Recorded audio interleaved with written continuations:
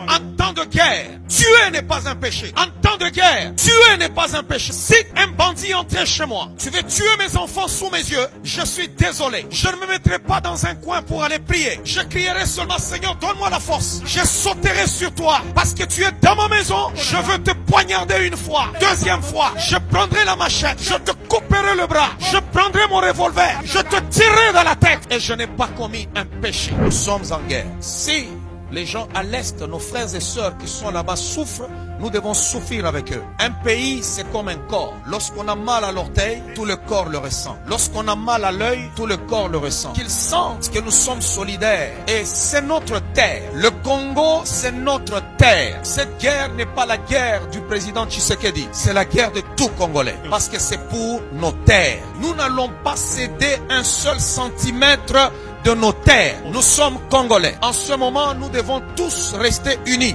Nous oublions tous nos différends, que tu sois de la majorité présidentielle, que tu sois de l'opposition, que tu sois de telle couleur, que tu sois de telle tribu. Nous oublions tout. Nous parlons d'abord Congo.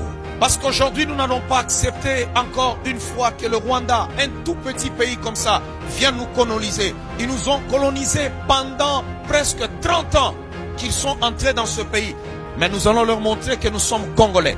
Malgré qu'ils ont derrière eux ces impérialistes, nous sommes des hommes.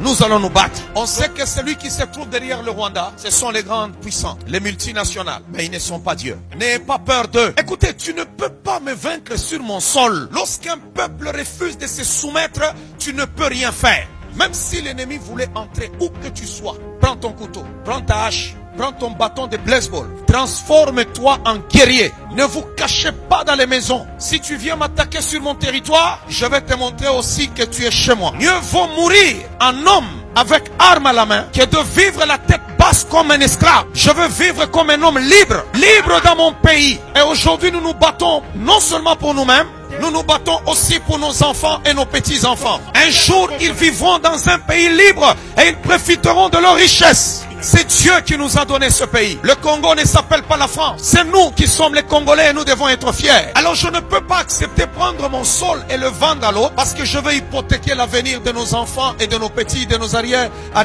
petits-enfants. Parce qu'il y a des gens, aujourd'hui, Kagame, c'est un Kuluna. Quand quelqu'un veut se comporter en voyou et en Kuluna, en bandit, vous devez vous lever, prendre les armes. Ce n'est pas le temps de s'enfermer et de commencer seulement à prier. Non. Face à un Kuluna, je prends mon couteau, je prends mon arme, je prends ma machette, je prends tout ce qui est à ma portée afin de lui faire la guerre et de me débarrasser de ces Kuluna-là. N'ayez pas peur, ce sont des hommes qui saignent comme toi. Ce sont des gens qui respirent comme toi. N'ayez pas peur d'eux. Même si, bien-aimés dans le Seigneur, ils sont nombreux comment, ils ne nous vaincront pas. Parce qu'on va refuser qu'ils nous gouvernent. On doit refuser cela dans notre tête. Comment vous pouvez vous imaginer dans un pays souverain, en plein jour, où vous voyez devant les caméras du monde entier, vous voyez des gens entrer sur une terre étrangère. Et la communauté internationale ne dit rien. Ce sont eux qui sont derrière. Ils vont les armer. Ils vont les donner des armes. Mais nous n'allons pas avoir peur.